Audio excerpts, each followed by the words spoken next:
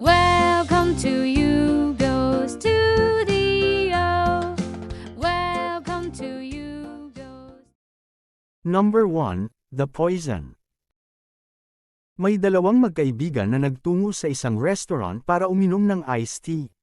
Si Girl 1 ay mabilis uminom ng iced tea. Samantalang si Girl 2 naman ay mabagal uminom, nakakalimang baso na ng iced tea si Girl 1, samantalang isang baso pa lamang kay Girl 2. Hindi nila alam na lahat ng kanilang ininom ay may lason, at ang unang namatay sa kanila ay si Girl 2. Ang tanong, bakit nga ba si Girl 2 ang unang namatay kahit nakakaisang baso pa lamang siya?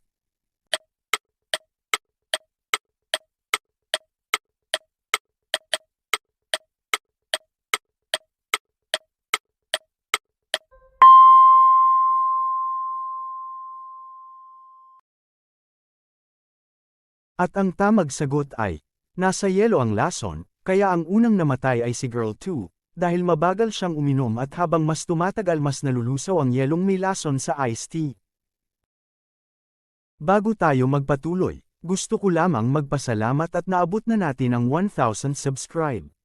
At para sa mga bago pa lamang sa aking channel, hit the subscribe button and notification bell, para updated ka sa mga susunod pa nating videos. Tara ituloy na muli natin ang palaisipan. Number 2. The Age Gap. Noong 6 years old ako, kalahati ng edad ko ang kapatid ko. Ngayon ako ay 70 years old na, ilang taon na ang kapatid ko.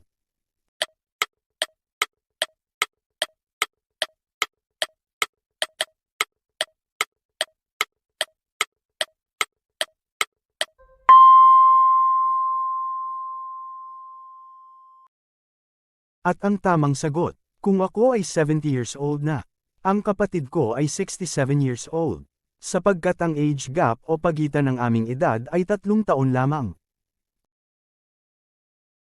Number 3. The Door. Isang kriminal ang hinatulan ng kamatayan at kailangan niyang pumili sa pagitan ng 3 kwarto. Unang kwarto, kwarto na nagliliyab sa apoy. Ikalawang kwarto, kwarto na puno ng mga mamamatay tao na may baril, at mga patalim. Ikatlong kwarto, kwarto na puno ng mga leon na hindi pinakakain ng maraming taon. Kung ikaw ang pumatay, at kailangan mong pumili sa 3 kwarto, sa iyong palagay, alin ang pinakaligtas?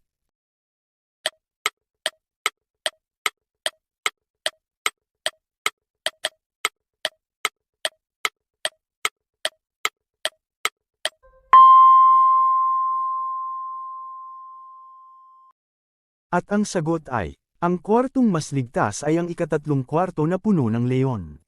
Sapagkat kung ang mga ito ay di napapakain sa mahabang panahon, ang mga leon ay mga patay na. Number 4. The Survivor.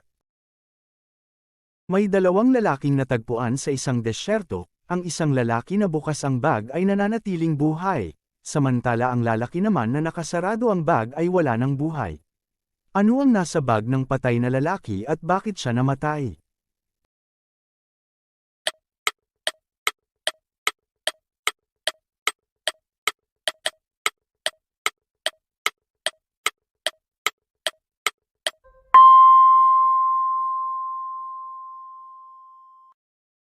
At ang tamang sagot ay parachute. Namatay ang isang lalaki, sapagkat bigo niyang nabuksan ang bag bago siya mahulog sa desyerto, samantalang buhay naman ang isa sapagkat nabuksan niya sa tamang oras ang kanyang bag. Number 5. The Accident. Isang araw, hinatid ng isang doktor ang kanyang teenager na anak sa sasakyan papuntang paaralan. Pagdating niya sa hospital na kanyang pinaglilingkuran, kinailangan niya agad pumunta sa emergency room. Dahil may teenager na nagkaroon ng car accident. Nagulat ang doktor nang makita niyang anak niya ang nakahiga sa nasabing silid.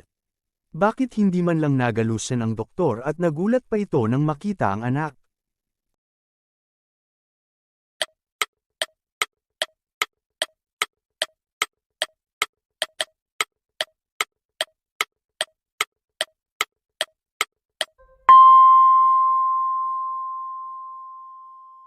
Ang tamang sagot, Hindi nasugatan ang doktor sapagkat hindi naman siya ang nag-drive ng sasakyan. Hinatid lang niya ang kanyang anak sa sasakyan na pupunta sa school nito. Number 6. The Animal Riddle. Ano nga ba ang meron sa mga aso, na meron din naman sa mga pusa, na 3 sa palaka, na 2 naman sa kabayo, at wala naman sa ibon?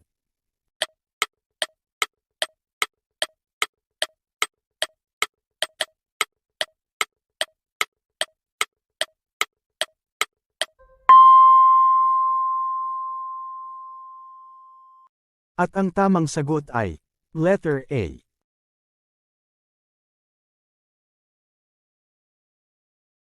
Number 7. The Hanging Man. Pagpasok mo sa kwarto, nakita mong isang taong patay at nagbigti sa sarili, wala kang nakitang ibang bagay o kasangkapan sa kwarto. Maliban sa lubad na nakatali sa kisame at syempre sa leg niya.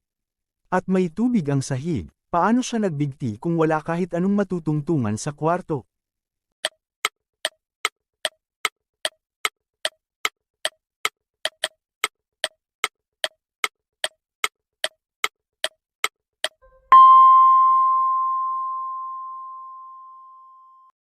At ang tamang sagot ay, ang tubig sa sahig ay ang nalusaw na bloke ng yelo, na ginamit ng lalaking tapakan para magbigti. Ilan ang nakuha mong tamang sagot? Comment mo sa ibaba. Salamat sa panunood.